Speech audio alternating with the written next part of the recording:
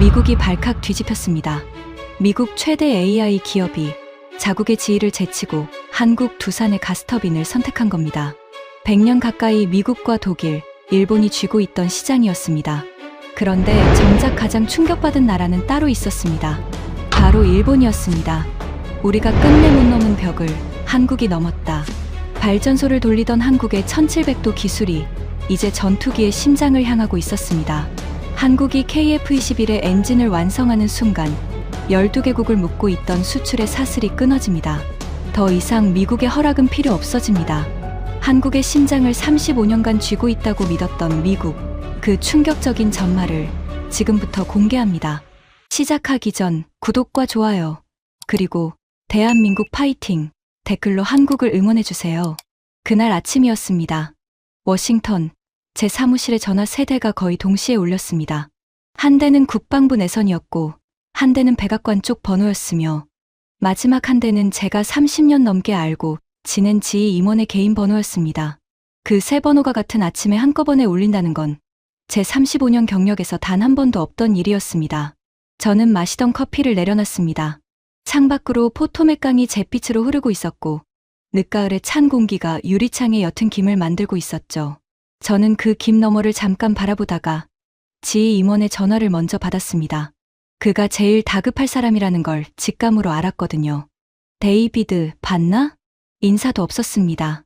35년을 알고 지낸 사람의 목소리가 그날따라 갈라져 있었습니다. 뭘 말인가?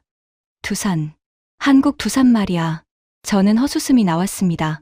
솔직히 말씀드리면 그 이름을 듣는 순간 저는 비웃었습니다. 두산이라니. 한국에서 굴착기랑 발전소 부품이나 만드는 그 회사 말입니까? 두산이 뭘 어쨌다고 이 아침부터 난리인가? 수화기 너머에서 잠깐 침묵이 흘렀습니다. 그리고 그가 말했습니다. XAI가 두산에서 가스터빈을 샀어. 460메가와트급으로 8기. 우리를 제치고. 저는 그 말을 듣고도 한참을 웃었습니다. 무슨 농담을 하나 싶었거든요. 460메가와트급 발전용 가스터빈이라는 건 아무 회사나 만드는 물건이 아닙니다. 그건 우리 지희하고 독일 지멘스하고 일본 미쓰비시, 딱 그 세 곳이 100년 가까이 손에 쥐고 있던 물건이었습니다. 세계에서 그걸 제대로 만드는 나라는 5손가락도 안 됐죠. 그런데 한국이 미국 최대 AI 기업한테 우리를 제치고 8기를 팔았다고요? 농담치고는 질이 떨어지는군. 농담이 아니야, 데이비드. 뉴스 켜봐.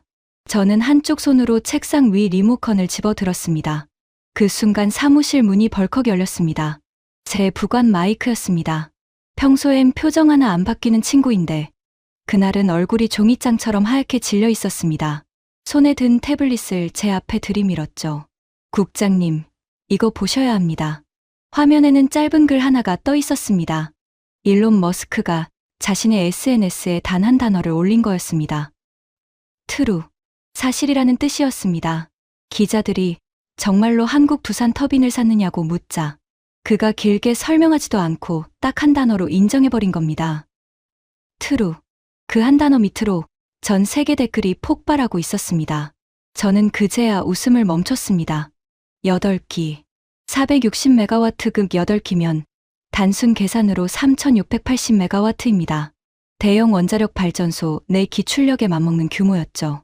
그중 3기는 곧장 미국으로 넘어와서 거대한 AI 데이터 센터에 전기를 먹일 거라고 했습니다. 수십만 장의 최신 GPU가 밤낮 없이 돌아가는 그 인공지능 공장에 한국산 터빈이 전력을 공급하게 된다는 이야기였습니다. 마이크가 제 눈치를 살피며 물었습니다. 이게 어떻게 가능한 겁니까? 한국이 우리 지위를 어떻게 제칩니까? 저는 대답하지 않았습니다. 대신 손가락으로 책상을 톡톡 두드렸습니다. 제가 화가 나거나 뭔가 마음에 안 들 때 나오는 버릇이었죠. 커피는 어느새 식어 있었고 입안이 까끌까끌했습니다.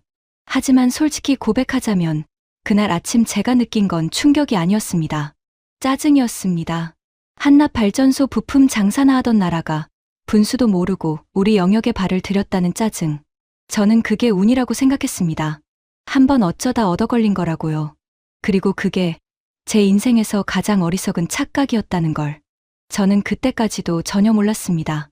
여기까지가 그날 아침 제 사무실에서 벌어진 일입니다. 하지만 진짜 이야기는 이게 아니었습니다. 제 소개를 먼저 드리겠습니다. 저는 데이비드 카터, 미국 국방부에서 35년을 일한 사람입니다. 젊었을 때는 항공기 엔진을 설계하던 엔지니어였고, 나중에는 책상에 앉아서 더 중요한 일을 했습니다. 어떤 나라에 우리 군사 기술을 줄지, 어떤 나라는 절대로 안 줄지를 결정하는 일이었죠. 사람들은 그걸 어렵게 수출 통제라고 부릅니다. 쉽게 말하면 이렇습니다. 전 세계 어떤 나라가 미국 엔진이 들어간 전투기를 다른 나라에 팔고 싶으면 제 책상 위에 서류가 한 장 올라옵니다. 제가 거기에 도장을 찍어야 그 거래가 성사됩니다. 제가 안 찍으면 그 전투기는 한 대도 못 팝니다. 그리고 그 서류 더미 중에 한국이라는 나라의 서류가 있었습니다. 한국이 자기들이 만든 전투기를 다른 나라에 팔려면 반드시 제 도장이 필요했습니다. 왜냐고요? 그 전투기의 심장. 엔진이 우리 미국 것이었으니까요. 저는 그날 식은 커피를 내려놓으며 생각했습니다. 가스터빈 좀 팔았다고 기고만장하지 마라. 발전소 돌리는 거랑 하늘을 나는 전투기 엔진은 차원이 다른 이야기다. 너희 심장은 여전히 내 손안에 있다. 그게 제 생각이었습니다. 그리고 그 생각이 무너지기까지 정확히 9일이 걸렸습니다. 제가 어떤 사람이었는지 솔직하게 말씀드리겠습니다. 지금 와서 부끄럽지만 숨기지 않겠습니다. 저는 제 도장을 사랑했습니다. 제 사무실 서랍 안에는 작은 인장이 하나 들어 있었습니다. 그 인장 하나가 어떤 나라의 수십억 달러짜리 거래를 살리기도 하고 죽이기도 했습니다. 저는 그 권력을 즐겼습니다. 아니, 즐겼다는 말로는 부족합니다. 저는 그 권력이 곧 저 자신이라고 믿었습니다. 특히 한국이라는 나라를 대할 때 그 권력은 가장 달콤했습니다. 몇 해 전 일이 떠오릅니다. 한국에서 관료 한 사람이 워싱턴으로 저를 찾아온 적이 있었습니다. 한국이 만든 전투기를 동남아시아의 어떤 나라에 팔고 싶은데 거기에 우리 미국 엔진이 들어가니 수출 승인을 해달라는 부탁이었습니다. 그 사람은 정중했습니다. 두 손으로 서류를 건넸고 몇 번이고 고개를 숙였죠. 저는 그 서류를 받아서 천천히, 아주 천천히 넘겨봤습니다. 그리고 책상 위에 툭 내려놓고 이렇게 말했습니다. 검토해보죠. 시간이 좀 걸릴 겁니다. 그 사람의 얼굴이 살짝 굳는 게 보였습니다. 저는 그 표정을 즐겼습니다. 시간이 걸린다는 말이 무슨 뜻인지 그 사람도 잘 알고 있었으니까요. 몇 달이 될 수도, 1년이 될 수도 있다는 뜻이었습니다. 그동안 한국은 그저 기다려야 했습니다. 제 책상 위에서 그 서류가 어떻게 되는지 손도 못 대고 지켜만 봐야 했죠. 그 사람이 돌아가고 나서 저는 동료들과 점심을 먹으며 이렇게 말했습니다. 한국이 또 전투기를 팔겠다고 왔더군. 또요? 끈질기네요. 끈질기긴. 기특한 거지. 저는 포크로 스테이크를 자르며 웃었습니다. 기체는 자기들이 만들어. 레이더도 만든다고 하고. 근데 심장이 없어. 엔진은 우리 거야. 그러니 결국 우리 허락 없이는 단 한 대도 못 팔아. 몸뚱이는 한국 건데 심장은 미국 거란 말이지. 그게 한국이야. 영원히 그럴 거고. 동료가 웃으며 고개를 끄덕였습니다. 하긴 흙 파먹던 나라가 전투기 기체까지 만드는 것도 대단하긴 하죠. 대단하지. 우리가 옛날에 기술 좀 나눠준 덕이야. 받아먹고 조립하는 건 잘하니까. 지금 이 말을 옮겨 적는 제 손이 떨립니다. 정말 부끄러운 말이었습니다. 하지만 그때 저는 진심으로 그렇게 믿었습니다. 한국은 우리가 던져준 부스러기로 살아가는 나라. 우리 손바닥 위에 있는 나라. 제 책상 서랍 속 인장 하나에 목줄이 매여 있는 나라. 제가 그렇게 자신했던 데에는 이유가 있었습니다. 발전용 가스터빈이든 전투기 엔진이든 핵심은 결국 하나로 통합니다. 불입니다. 그 안에서는 1700도가 넘는 초고온 가스가 폭발하듯 지나갑니다. 웬만한 금속은 그냥 녹아내리는 온도죠. 그런데 그 불길 속에서 터빈 날개는 어마어마한 속도로 돌아야 합니다. 깨져도 안 되고 휘어도 안 되고 머리카락 한 올만큼의 오차도 허락되지 않습니다. 그 날개 한 장 값이 고급 세단 한 대 가격에 맞먹습니다. 그런 날개가 엔진 하나에 수백 장이 들어갑니다. 그래서 그 1700도를 견디는 소재 기술, 그 하나가 100년 동안 미국과 독일, 일본만의 비밀이었습니다. 일본조차도 자기들 전투기 엔진을 만들려다 바로 그 온도와 출력의 벽 앞에서 번번이 무릎을 꿇었습니다. 일본이 못 넘은 벽을 한국이 넘는다고요? 저는 코웃음을 쳤습니다. 발전소 터빈 좀 만들었다 이거지. 저는 그 두산 뉴스를 다시 떠올리며 혼잣말을 했습니다. 사무실 안은 조용했고 벽시계 초침 소리만 또각또각 들렸습니다. 그래, 만들었다고 치자. 근데 발전소 터빈은 땅에 박혀서 한자리에서 얌전히 도는 물건이야. 전투기 엔진은 하늘에서 급가속하고 급강하하고 거꾸로 뒤집히면서도 안 꺼져야 하는 물건이라고. 그건 완전히 다른 세계야. 너희는 절대 못 넘어. 너희 심장은 영원히 내 거야. 저는 서랍을 열어 그 인장을 한번 쳐다봤습니다.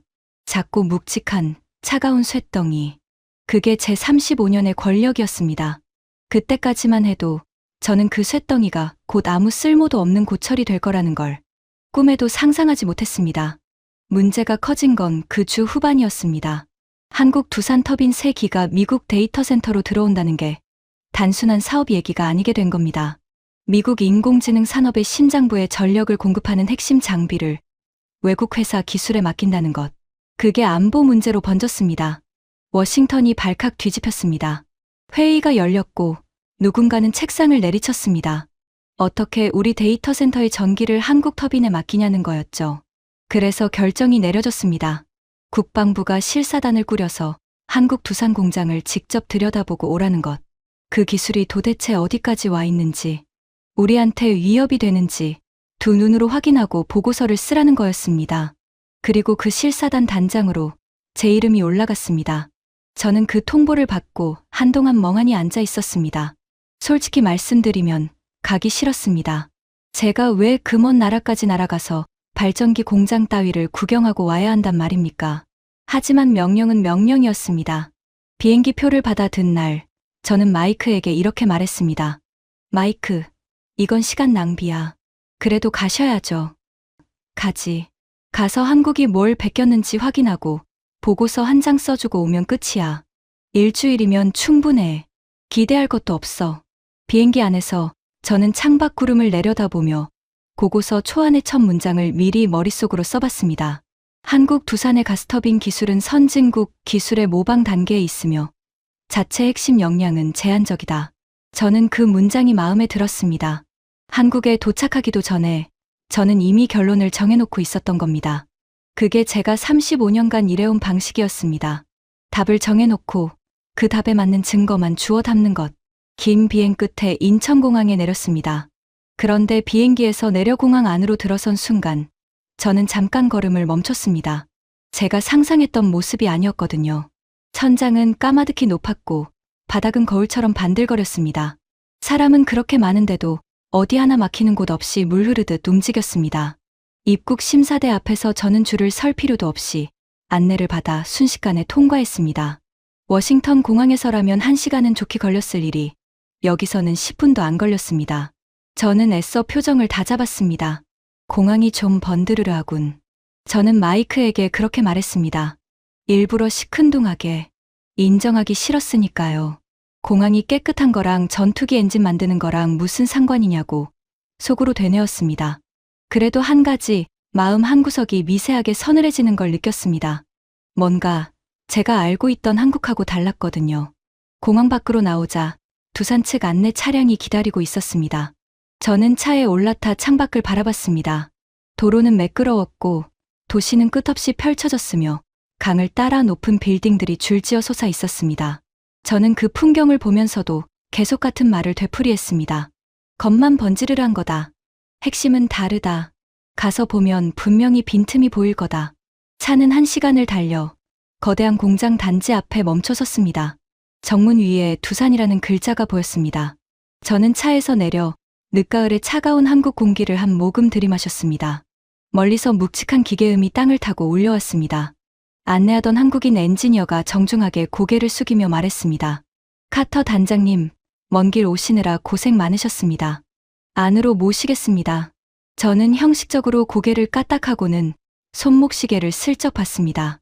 빨리 보고 빨리 끝내자. 그게 제 머릿속에 있던 전부였습니다. 그리고 그 공장 문이 열렸습니다.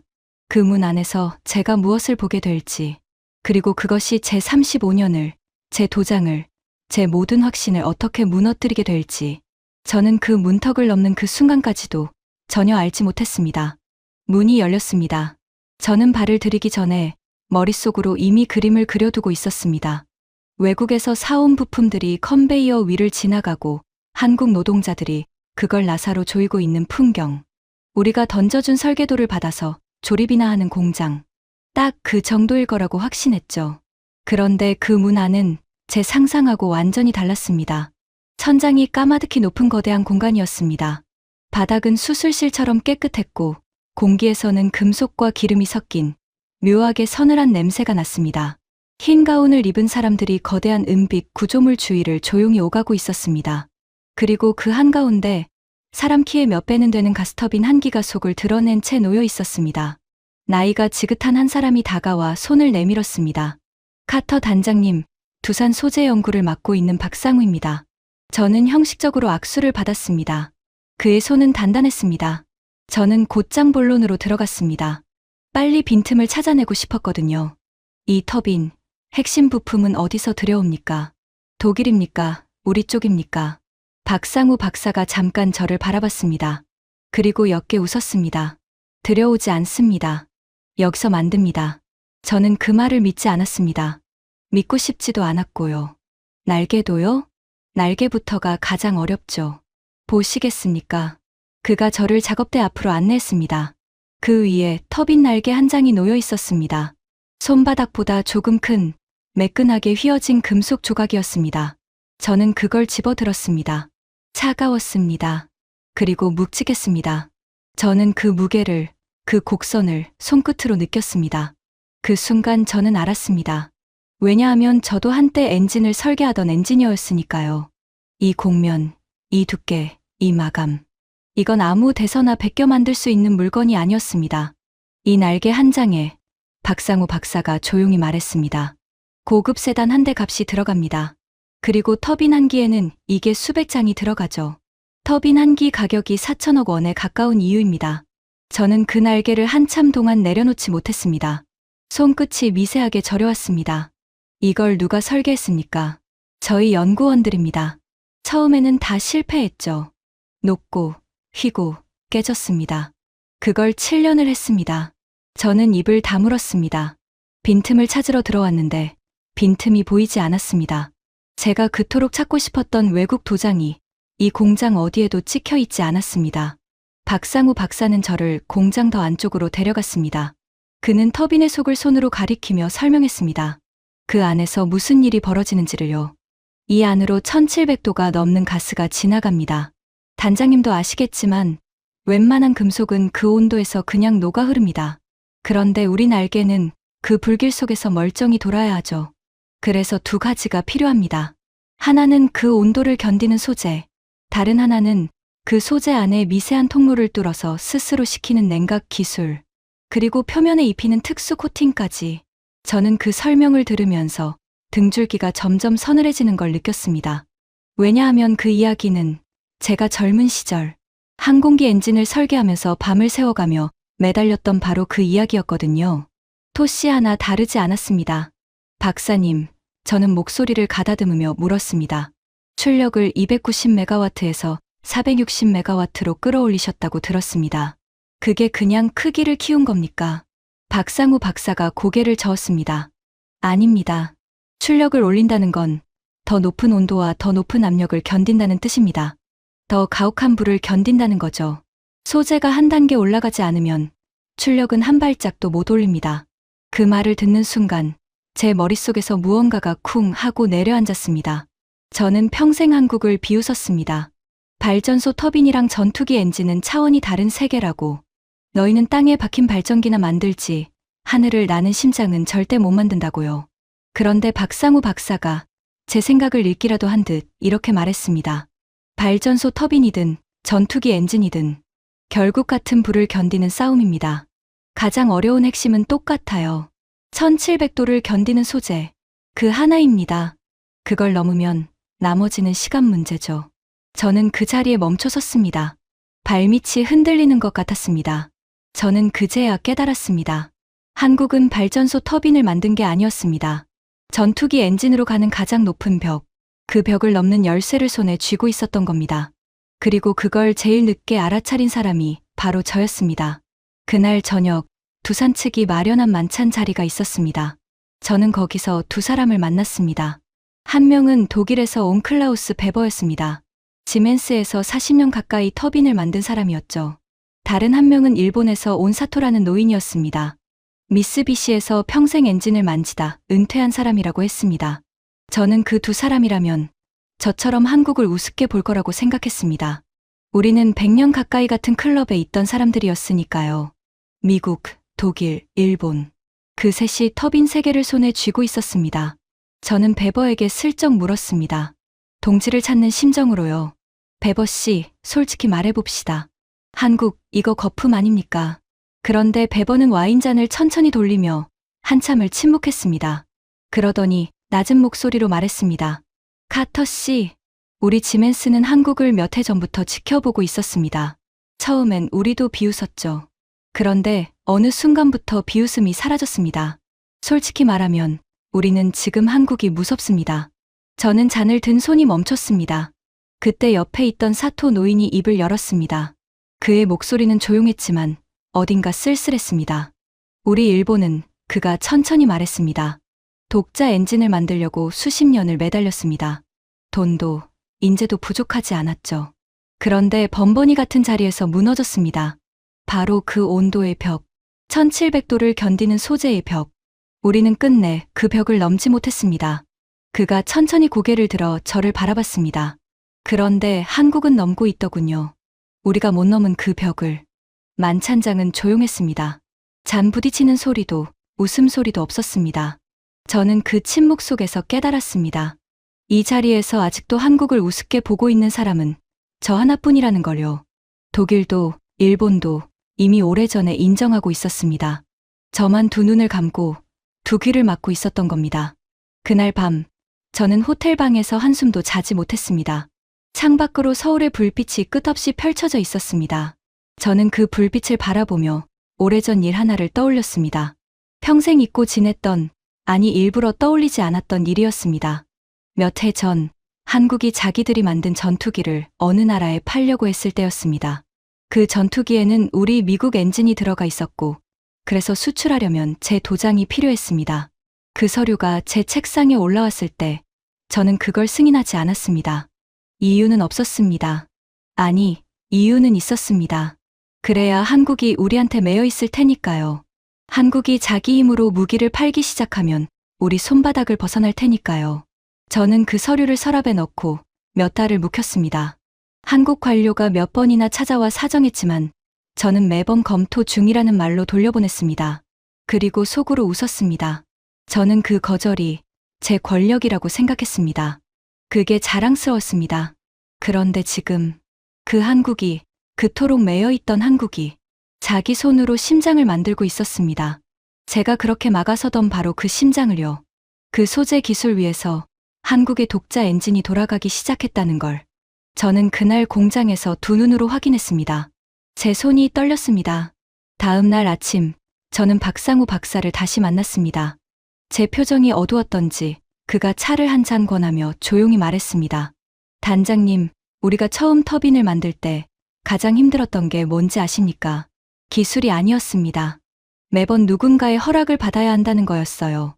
부품 하나 바꾸려 해도, 정비 한번 하려 해도 외국 회사가 정해준 대로만 해야 했죠. 그게 가장 견디기 힘들었습니다. 그가 찻잔을 내려놓으며 담담하게 덧붙였습니다. 그래서 우리는 결심했습니다. 이제 우리는 누구 허락을 받고 만드는 게 아니라 우리가 만들었으니 우리가 정한다고요. 그 말이 제 가슴에 그대로 박혔습니다.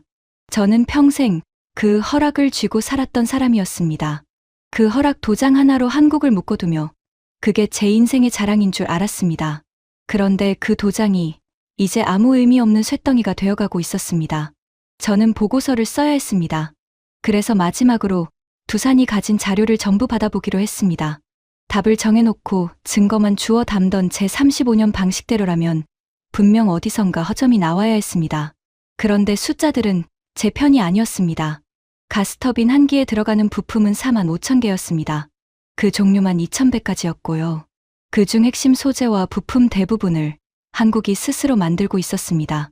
자체 자금만 1조 7천억 원이 들어갔고 거기에 정부 예산까지 더해졌습니다. 290메가와트에서 460메가와트로 그 출력의 도약은 더 가혹한 불을 견디는 핵심 기술을 손에 넣었다는 증거였습니다. 그리고 그 모든 것이 가리키는 방향은 단 하나였습니다. 하늘이었습니다. 그날 오후 저는 한 가지 사실을 더 알게 되었습니다. 그게 저를 완전히 무너뜨렸습니다. 한국이 만든 전투기 KF-21점, 그걸 사고 싶어하는 나라가 무려 12개국이었습니다. 동남아시아에서 중동까지 12개국이 도입 의향서를 내밀고 줄을 서 있었습니다. 그런데 그 12개국이 전부 한 곳에 묶여 있었습니다. 미국의 수출 승인, 바로 제 도장이었습니다. 엔진이 우리 것이었기 때문에 한국은 그 12개국에 단 한 대도 팔 수 없었습니다. 제가 도장을 찍어주지 않는 한 말이죠. 저는 그 사실에 늘 우월감을 느꼈습니다. 봐라. 결국 한국은 우리 허락이 필요하지 않냐고요. 그런데 만약 한국이 자기 엔진을 완성한다면 그 순간 제 도장은 필요 없어집니다. 12개국을 묶고 있던 사슬이 한꺼번에 끊어집니다. 그리고 그 뒤로 열리는 수출 시장의 규모는 무려 40조 원에 달했습니다. 저는 자료를 덮었습니다. 손바닥에 식은땀이 배어 있었습니다.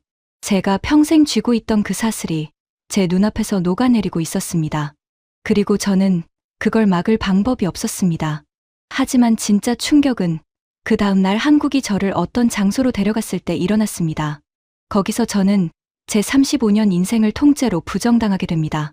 다음날 아침, 박상우 박사가 저를 차에 태웠습니다. 단장님, 오늘은 발전소가 아닙니다. 다른 곳으로 모시겠습니다. 차는 도시를 벗어나 한참을 달렸습니다. 창밖으로 산이 지나가고 들판이 지나갔습니다. 저는 어디로 가는지 묻지 않았습니다. 솔직히 말하면 어디로 가든 더 이상 놀랄 일은 없을 거라고 생각했거든요. 이미 충분히 무너진 뒤였으니까요. 그건 제 마지막 착각이었습니다. 차가 멈춘 곳은 거대한 시험 시설이었습니다. 두꺼운 콘크리트 벽과 철문, 그 안에서 사람들이 분주하게 움직이고 있었습니다. 한 사람이 다가와 인사했습니다. 국방과학연구소의 윤태경 박사라고 했습니다. 단장님, 마침 시험이 있는 날입니다. 직접 보시죠. 저는 두꺼운 유리창 너머의 시험실을 들여다봤습니다. 그 안에 거대한 엔진 하나가 단단히 고정되어 있었습니다. 발전소 터빈이 아니었습니다. 하늘을 나는 전투기의 엔진, 그 심장이었습니다. 윤태경 박사가 조용히 말했습니다. 점화하겠습니다. 그 순간 굉음이 터졌습니다. 엔진 뒤로 시퍼런 불꽃이 길게 뿜어져 나왔습니다. 시험실 전체가 울렸고 제가 서 있는 관제실 바닥까지 진동이 타고 올라왔습니다. 유리창이 미세하게 떨렸습니다. 불꽃 끝에서 아지랑이처럼 열기가 일렁였습니다. 그 안의 온도가 1700도를 넘는다는 걸 저는 알고 있었습니다. 웬만한 금속은 다 녹아내릴 그 불길 속에서 한국이 만든 심장이 멀쩡히 우렁차게 돌고 있었습니다.